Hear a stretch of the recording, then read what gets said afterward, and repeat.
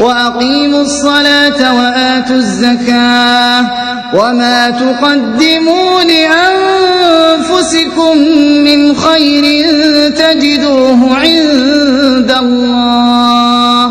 إِنَّ اللَّهَ بِمَا تَعْمَلُونَ بَصِيرٌ۔ الحمد للہ وکفى وسلام علی عباده الذین اصطفى، اما بعد، عن ابن عباس رضی اللہ عنہما ان رسول اللہ صلی اللہ علیہ وسلم بعث معاذا الى اليمن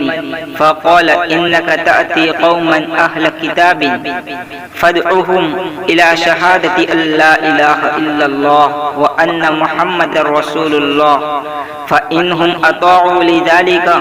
فأعلمهم أن الله قد فرض عليهم 5 صلوات في اليوم والليلة فإنهم أطاعوا لذلك فأعلمهم أن الله قد فرض عليهم صدقة تؤخذ من أغنيائهم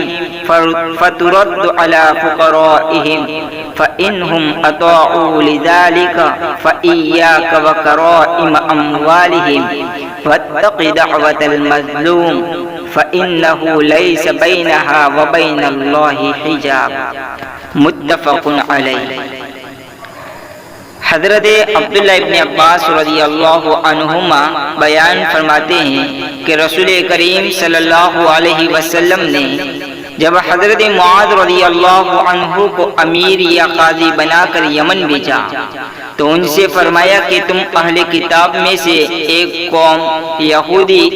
نصارہ کے پاس جا رہے ہو، لہذا پہلے تو تم انہیں اس بات کی گواہی دینے کی دعوت دینا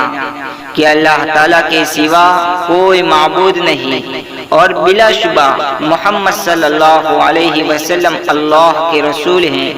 اگر وہ اس دعوت کو قبول کر لے تو پھر تم انہیں بتانا کہ اللہ تعالیٰ نے ان پر دن رات میں 5 نمازیں فرض کی ہیں۔ اگر وہ اسے مان جائے تو پھر اس کے بعد انہیں آگاہ کرنا کہ اللہ تعالیٰ نے ان پر زکوٰۃ فرض کی ہے جو ان کے مالداروں سے یعنی ان لوگوں سے جو مالک نصاب ہوں لی جائے گی اور ان کے فقراء اور غریبوں کو دے دی جائے گی۔ اگر وہ اسے مان جائے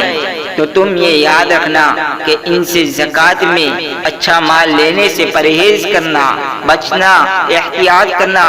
یعنی چھانٹ کر اچھا مال نہ لینا بلکہ ان کے مال کو 3 حصوں میں تقسیم کرنا، اچھا، برا، درمیانہ، تینوں حصے الگ الگ کر دینا۔ لہذا زکوٰۃ میں درمیانی مال لینا۔ نیز تم زکوٰۃ لینے میں غیر قانونی طور پر سختی کر کے یا ان سے ایسی چیزوں کا مطالبہ کر کے جو ان پر واجب نہیں ہے یا انہیں زبان یا ہاتھ سے ایذا اور تکلیف پہنچا کر ان کی بد دعا نہ لینا، کیونکہ مظلوم کی دعا اور اللہ تعالیٰ کی جانب سے اس دعا کی قبولیت کے درمیان میں کوئی پردہ نہیں ہے۔ اس حدیث کو امام بخاری اور امام مسلم رحمہم اللہ نے روایت کیا ہے۔ اگرچہ یمن میں مشرک اور ذمی کافر بھی تھے، مگر چونکہ تمام اقوام اور قوموں میں اہل کتاب ہی کی اکثریت اور زیادہ تر تھی، اس لیے حضرت صلی اللہ علیہ وسلم نے حضرت معاذ رضی اللہ عنہ کو یمن بھیجتے ہوئے وہاں کے لوگوں میں بطور خاص اہل کتاب ہی کا ذکر فرمایا۔ ابن مالک رحمۃ اللہ علیہ فرماتے ہیں کہ یہ حدیث اس بات پر دلالت کرتی ہے کہ کفار کے مقابلے پر اعلان جنگ سے پہلے کفار کو اسلام کی دعوت دینا واجب ہے، لیکن یہ اس صورت میں ہے جبکہ کفار کو اسلام کی دعوت نہ پہنچی ہو اور انہیں خدا کے آخر دین کی طرف پہلے سے نہ بلایا گیا ہو۔ اگر صورتحال یہ ہو کہ ان کے پاس اسلام کی دعوت پہلے سے پہنچ چکی ہے تو اب اس جنگ سے پہلے انہیں اسلام کی دعوت دینا واجب نہیں بلکہ مستحب ہوگا۔ وآخر دعوانا ان الحمد للہ رب العالمین۔